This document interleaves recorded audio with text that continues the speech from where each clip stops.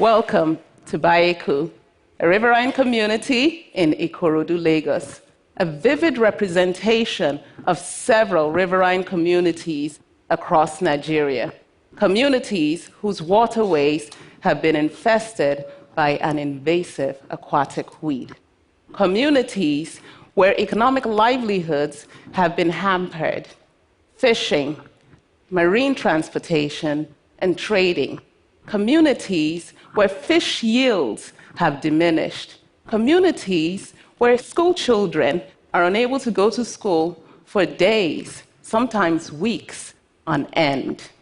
Who would have thought that this plant with round leaves, inflated stems, and showy lavender flowers would cause such havoc in these communities? The plant is known as water hyacinth, and its botanical name, Iconia crasseps.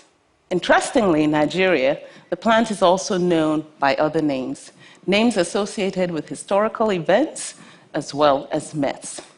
In some places, the plant is called Babangida. When you hear Babangida, you remember the military and military coups, and you think fear, restraint. In parts of Nigeria in the Niger Delta, the plant is also known as Abiola.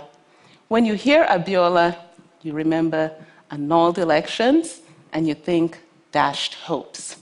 In the southwestern part of Nigeria, the plant is known as Gbeboro. Gbeboro is a Yoruba phrase which translates to gossip or talebearer. And when you think of gossip, you think rapid reproduction, destruction. And in the Igala-speaking part of Nigeria, the plant is known as Akpiyekpoma. When you hear that, you think of death. It literally translates to death to mother and child. I personally had my encounter with this plant in the year 2009. It was shortly after I had relocated from the US to Nigeria. I had quit my job in corporate America and decided to take this big leap of faith. A leap of faith that came out of a deep sense of conviction that there was a lot of work to do in Nigeria in the area of sustainable development. And so here I was in the year 2009, actually at the end of 2009, in Lagos on the Third Mainland Bridge. And I looked to my left and saw this very arresting image. It was an image of fishing boats that had been hemmed in by dense mats of water hyacinth. And I was really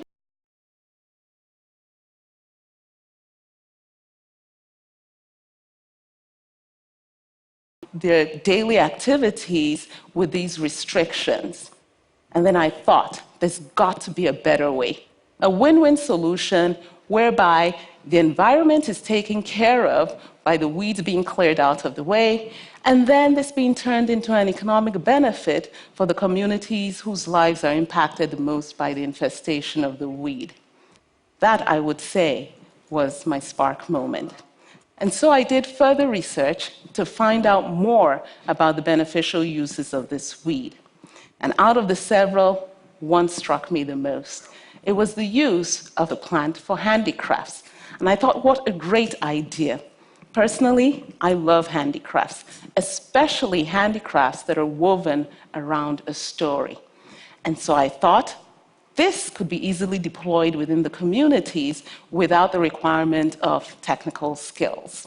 And I thought to myself, 3 simple steps to a mega solution. First step, get out into the waterways and harvest the water hyacinth. That way, you create access. Secondly, you dry the water hyacinth stems. And thirdly, you weave the water hyacinth into products. The third step was the challenge. See, I'm a computer scientist by background and not someone in the creative arts. And so began my quest to find out how I could learn how to weave. And this quest took me to a community in Ibadan where I lived called Sabo. Sabo translates to stranger's quarters. And the community is predominantly made up of people from the northern part of the country.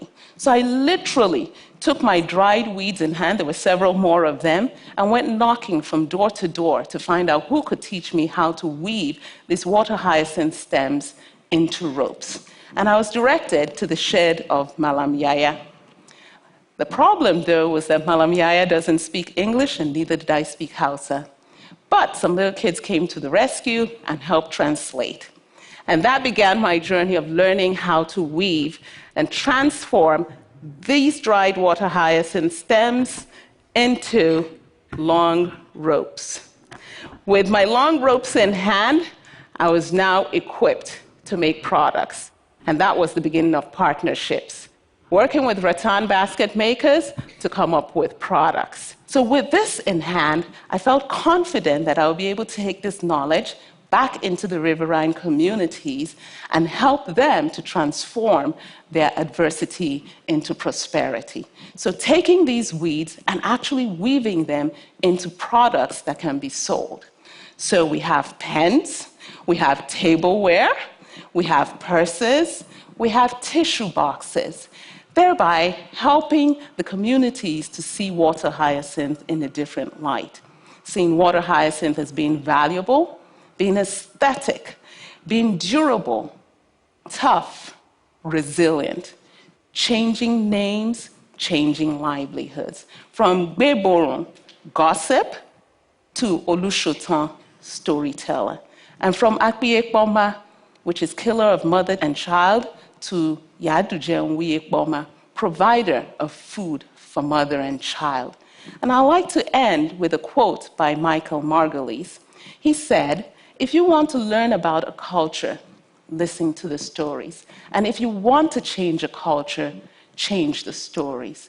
And so, from Makoko community to Abobiri, to Ewoy, to Kolo, to Awawa, Esaba, we have changed the story. Thank you for listening.